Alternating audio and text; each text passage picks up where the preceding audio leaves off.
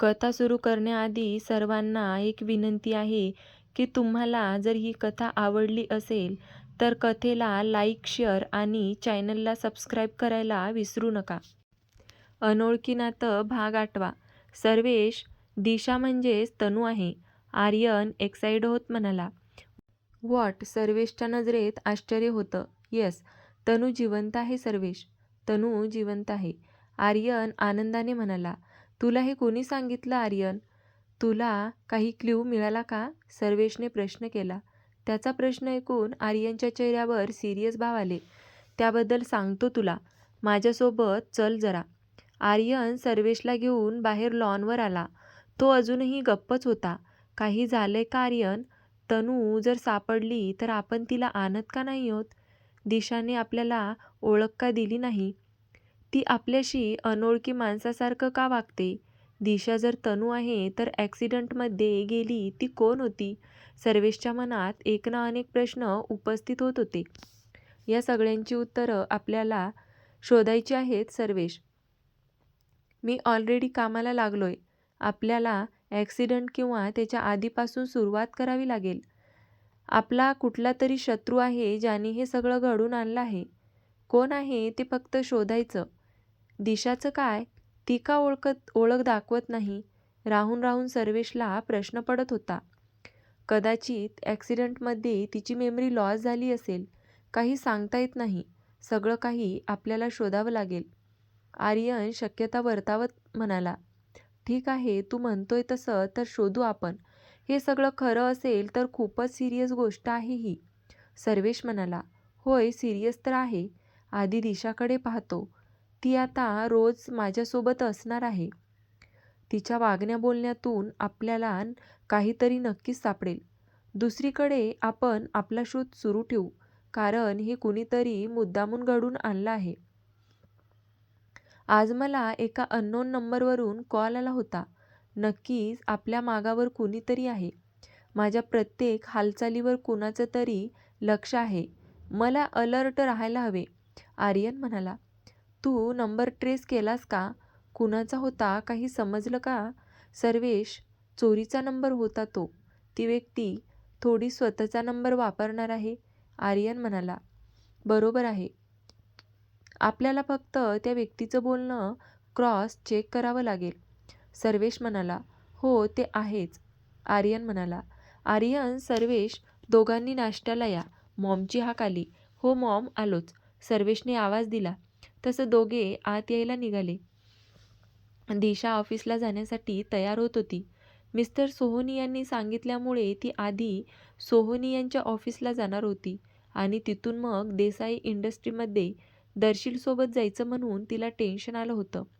ती आवरून खाली यायला निघाली. तिने दरवाजा उघडला तर समोर दर्शील होता. इतक्यात ड्रायव्हर काकांचा कॉल आला.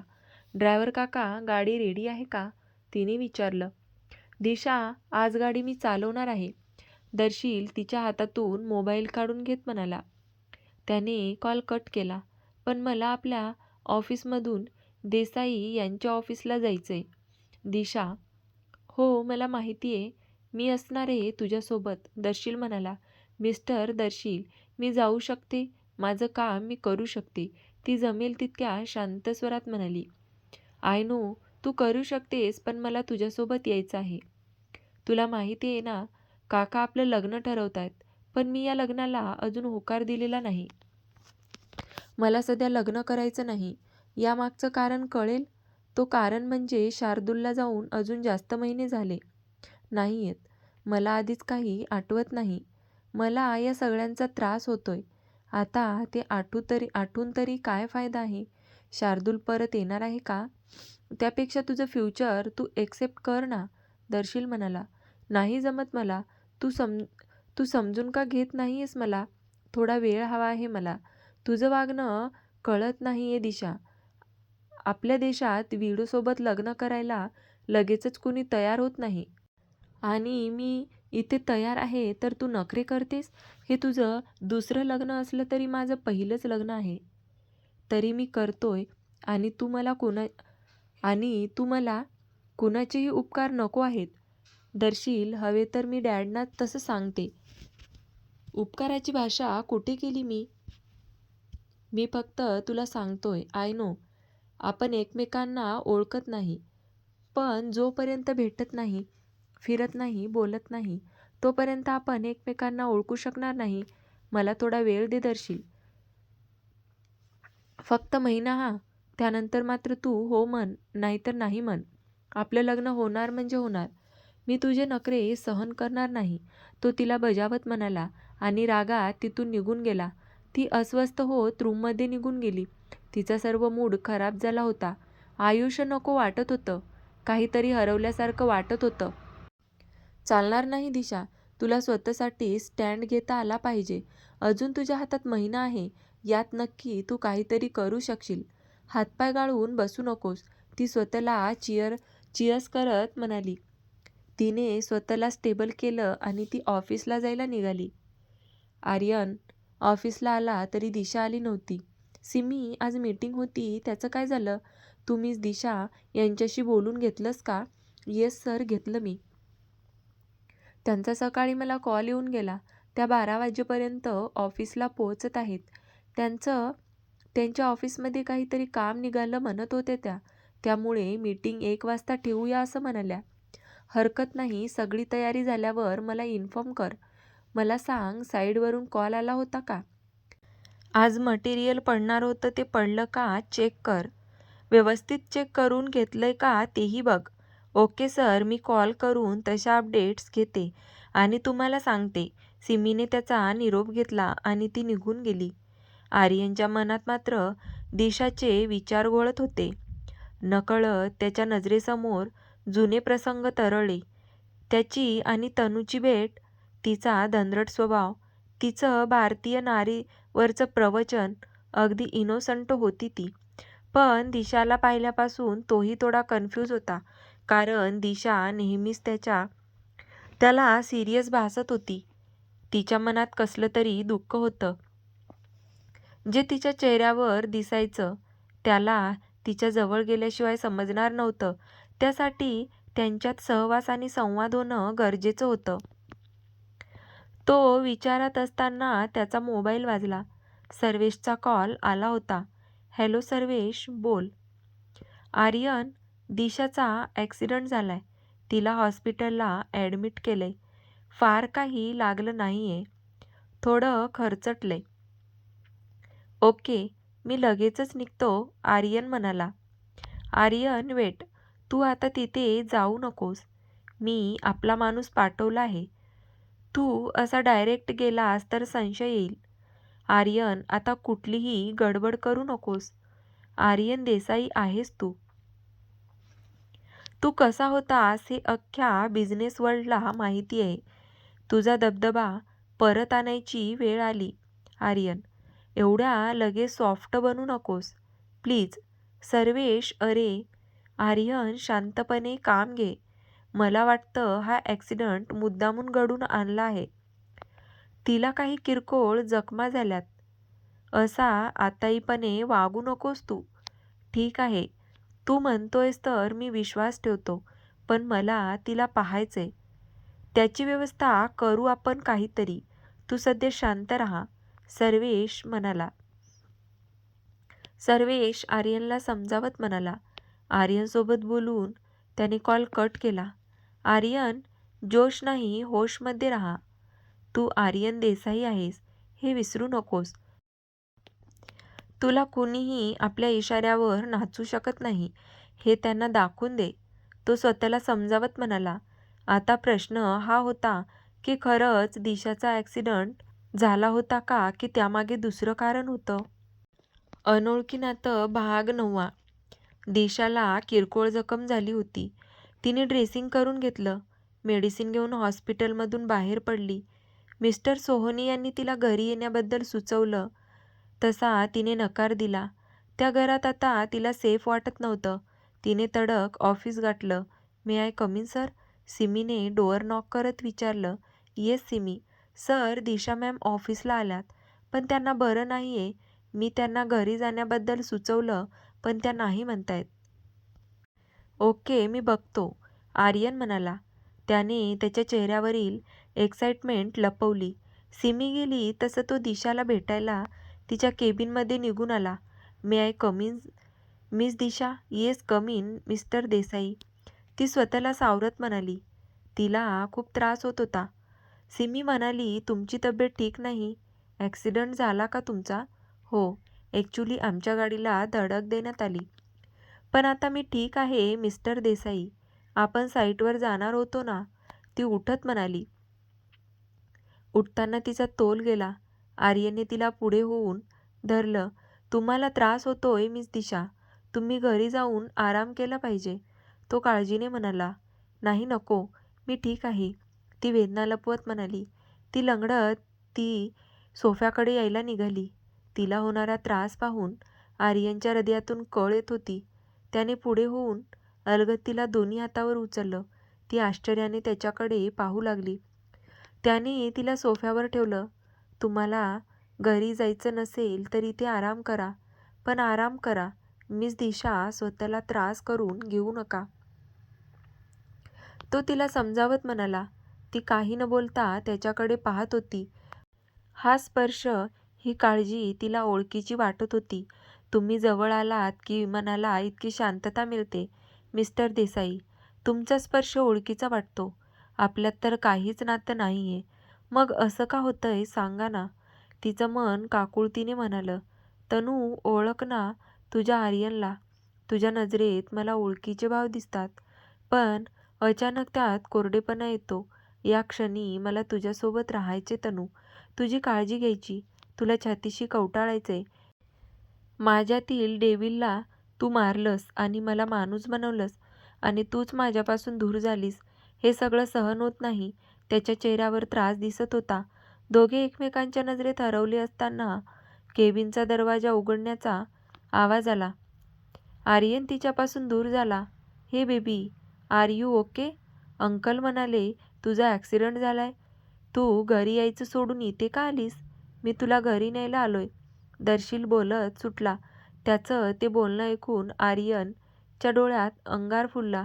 नकळत त्याची मूठ आवळली गेली. एकतर दर्शीलने तिला बेबी म्हटलं होतं, दुसरं म्हणजे दर्शीलने त्याला स्पेशल इग्नोर केलं होतं. त्याची किंमत तर दर्शीलला चुकवावी लागणार होती.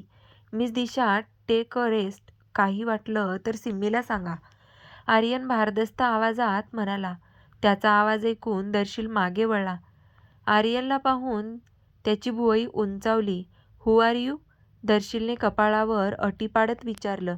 ज्या कंपनीत तुम्ही उभे आहात त्या कंपनीचा CEO आहे मी, आर्यन शांत तितक्याच दमदार आवाजात म्हणाला. आर्यन देसाई, रिअली? पण मी ऐकलं होतं तुमची बायको गेली म्हणून, तुम्ही संन्यास घेतलात. तिलाच परत मिळवायला आलोय. यू नो, जे माझं असतं ते कुठेही असलं तरी माझंच राहतं. So stay away from them, Aryan दर्शीलवर नजर रोखत म्हणाला आणि तिथून निघून गेला. केबिनमध्ये आल्यावर त्याने रागात टेबलवर हात आपटला. बेबी माय फूट, तुझ्या तोंडून तिचंही नावही ऐकायचं नाहीये मला. लवकरच तुला तुझी जागा दाखवून देतो की नाही बघ, आर्यन संतापून म्हणाला. त्याने दिनेशचा नंबर फिरवला. Yes sir. दर्शील सोहोनी, मला त्याची संपूर्ण कुंडली हवी आहे, तो म्हणाला. काय करायचा आता? आज काय करतो, कुठे जातो, त्याचं पर्सनल लाईफ कसं आहे, सगळं हवंय मला. ओके सर, लवकरच तुम्हाला माहिती मिळून जाईल. मी तुला सोहोनीच्या घरात आपली व्यक्ती प्लांट करायला सांगितली होती, त्याचं काय झालं? ते काम झालंय सर. आज रात्री आजच्या दिवसाचे अपडेट मिळतील. Good job. दिनेश, कामात एक्युरसी हवे, समजतंय ना तुला? डोंट वरी सर, काम व्यवस्थित होईल. ग्रेट. आय होप आज रात्री काहीतरी हाती लागेल. ठरवतो फोन. आर्यनने कॉल कट केला. दर्शील, तू इकडे का आलायस? दिशाने वैतागत विचारलं. तुझी चौकशी करायला आलोय, समजत नाही का तुला? हा मोडलेला पाय घेऊन इथे काय करतेस? ओहो आर्यन, अटेन्शन मिळवायचे प्रयत्न सुरू आहेत, तर तसंही तोही आता सिंगल आहे. असले काही विचार असतील तर आताच काढून टाक. लग्न तर तुला माझ्याशी करायचंय, दर्शील दम देत म्हणाला. विक्षिप्त आहेस तू दर्शील, अजून डेडला तुझं खरं रूप माहीत नाहीये. ते समजलं ना की ते स्वतःला तुला हकलून देतील. तुझे लाडके मॉम डॅड जायच्या मार्गावर आहेत. बेबी, बस कुछ दिनों के मेहमान. मग सगळे माझं ठरवलं होतं तुझ्याशी लग्न करायचं. सगळे साम्राज्य हातात घ्यायचं आणि शांत जगायचं. पण तू तसं करू देशील असं वाटत नाही. तुझ्यावर जबरदस्ती करावी लागली तरी चालेल, पण तुला मी माझी बनवणार. कयामत दिसतेस तू दिशा. तुझ्यासोबत बेड शेअर करताना मजा येईल. दर्शील तिच्या शरीरावरून नजर फिरवत म्हणाला. ती स्वप्न पाहणं बंद कर. मी मरेल पण तुझी होणार नाही. घीन येते मला तुझी. Out, get out from here, ती चिडून म्हणाली. हा माज लवकर उतरवतो की नाही बघ, तो चिडून म्हणाला आणि निघून गेला. कुठे येऊन फसले मी या दर्शीलसोबत. काही झालं तरी मी लग्न करणार नाही. मला नाही आवडत हा. तशीच वेळ आली तर मी निघून जाईल, पण लग्न करणार नाही, ती ठाम स्वरात म्हणाली. दुपारी पाय दुखत असून पण ती ऑफिसलाच थांबून होती. सिमीने तिच्यासाठी जेवण पाठवलं होतं. त्यानंतर मेडिसिनचा रिमाइंडर केला होता. हे सगळं आर्यनने तिला करायला सांगितलं होतं. मेडिसिन घेतल्यामुळे तिचे डोळे मिटू लागले. 4-4:30च्या दरम्यान आर्यन तिची चौकशी करायला तिच्या केबिनमध्ये आला. ती काउचवर डोळे मिटून पडली होती. तिच्या चेहऱ्यावर अजूनही वेदना दिसत होती. तो तिच्यासमोर येऊन बसला. ती गाढ झोपली होती. एवढा त्रास होत असताना ती घरी का गेली नाही, असा प्रश्न आर्यनला पडला होता. त्याने अलगद तिच्यावर झुकून तिच्या डोळ्यावर येणारी बट तिच्या कानामागे सारली. तिच्या कानाच्या थोडं खाली तीळ होता. आय नो, तू माझी तनू आहेस. तुझ्या कानाखाली तसाच तीळ आहे, जसा माझ्या तनूच्या होता. ॲक्सिडेंटमुळे तुला काही आठवत नसेल, पण मी क्षणोक्षणी तुला या सगळ्याची आठवण करून देईल. मी तुला जाणून देईल की तू माझी तनू आहेस. तू मला ओळखत असतीस तर कसंही करून मिळवले असते तुला. पण आता तुला हळूवार जपत मला मिळवावं लागेल. तू दूर गेलीस तेव्हा इतका त्रास झाला म्हणून सांगू. तुझ्याशिवाय माझं अस्तित्व संपलं होतं. आता तू परत आलेस ना, तुला काही करून मिळवेल मी. वेडा आहे मी तुझ्यासाठी, पूर्ण वेडा. तो तिच्या गालावरून हात फिरवत म्हणाला. तो तिला फील करण्याचा प्रयत्न करत होता. I feel alone, I feel alone, ती झोपेत पुटपुटत होती. You are not alone my honeybee. Your love is with you till last breath my honey. त्याने अलगद तिच्या कपाळावर ओठ टेकवले आणि तो निघून गेला. अनोळखी नातं भाग 10. रात्रीचे 12:30 वाजून गेले होते. दर्शील उशिराने घरी आला होता. तो घरी आला तेव्हा शांतता होती. आज बऱ्याच दिवसांनी त्याने इतकं एन्जॉय केलं होतं. तो त्याच्या रूमकडे यायला निघाला. रूमकडे जाताना त्याची नजर दिशाच्या रूमकडे वळली. नेमकं तिच्या रूमचा दरवाजा उघडा होता. तो लडखडत तिच्या रूमकडे गेला. त्याने धाडकन तिच्या रूमचा दरवाजा उघडला. दरवाजाच्या आवाजाने तिला जाग आली. ती ताडकन उठून बसली. दर्शील, तू इकडे काय करतोस? तिने चिडत विचारलं. त्याचं असं रात्री अपरात्री तिच्या रूममध्ये येणं तिला पटलं नव्हतं. ती पटकन बेडवरून खाली उतरली. मला वाटलं मी आलो. तू कोण मला अडवणारी? तू माझी होणारी बायको आहेस, विसरलीस का? होणारी बायको अजून झाली नाहीये. रात्र खूप झाले. तू ड्रिंकही केलंस. चुपचाप इथून निघून जा, नाहीतर मी मॉम डॅडना हाक मारेल. दिशा म्हणाली. मार हाक, मार. त्यांना उठतायत का बघ. तुझे मॉम डॅड गाढ झोपले आहेत. सकाळपर्यंत काय उठणार नाहीत. रात्र आपल्या दोघांचीच आहे. शार्दूलला जाऊन इतके महिने झाले. तुझी गरज पूर्ण होत नसेल, पण मी आहे ना. दर्शील, इनफ. आधी माझ्या रूममधून बाहेर चालता हो. मला तुझं तोंड देखील पाहायचं नाहीये, ती संतापून म्हणाली. तिने रागात त्याला बाहेर काढायला हात लावला. इतक्यात त्याने तिचे केस पकडून तिला टेबलवर ढकललं. जास्त नखरे नाही हा करायचे, नाहीतर तुला सोडणार नाही मी. माझ्यापासून लांब राहतेस काय? बघ आता मी काय करतो ते. तो लडखडत तिच्याकडे येऊ लागला. तसं ती पटकन दरवाजाकडे पळाली. ती जिन्याने खाली उतरली आणि पळत घराबाहेर पडली. तिला सध्या इथून लांब जायचं होतं. ती पळत पळत गेटबाहेर पडली. ती जीव घेऊन पळत होती. तिच्या डोळ्यातून अश्रू येत होते. इतक्यात ती समोरील व्यक्तीला धडकली. तिने सॉरी म्हणाली. मान वर करून त्या व्यक्तीकडे पाहिलं. मिस दिशा, तुम्ही? Mister Desai, are you okay? तुम्ही इतक्या घाबरलेल्या का वाटतायत? हं, ती मान हलवत म्हणाली. तिच्या डोळ्यातून अविरत अश्रू ओघळत होते. मिस दिशा कम. त्याने तिला हात धरून गाडीत बसवलं आणि तिला पाणी प्यायला दिले. पाणी प्यायल्यावर तिला थोडं बरं वाटलं. थँक्यू, ती डोळे पुसत म्हणाली. तुम्हाला बरं वाटतंय आता? काय झालं? एवढ्या रात्री तुम्ही बाहेर काय करताय? कालच तुमचा ॲक्सिडेंट झालाय ना? तुम्हाला लागलंय. तुमच्या पायातून रक्त यायला लागले. 1 मिनिट थांबा.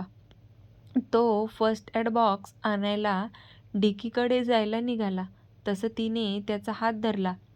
त्याला थांबवलं. ती खूप घाबरली होती. प्लीज प्लीज, तुम्ही इथेच माझ्याजवळ थांबा. मला सोडून जाऊ नका. मला खरंच भीती वाटते. ती त्याचा हात गच्च पकडत म्हणाली. तुम्हाला घाबरायची गरज नाही. मी तुमच्या सोबत आहे. नकळत त्याने तिला छातीशी कवटाळलं. ती त्याच्या छातीवर डोकं ठेवून पहुडली. तो तिला शांत करत होता. तिने डोळे मिटले. नकळत तिच्या नजरेसमोरून काही क्षण तरळू लागले. तिला मनातून असं सारखं वाटत होतं, असे प्रसंग याआधी पण झाले आहेत.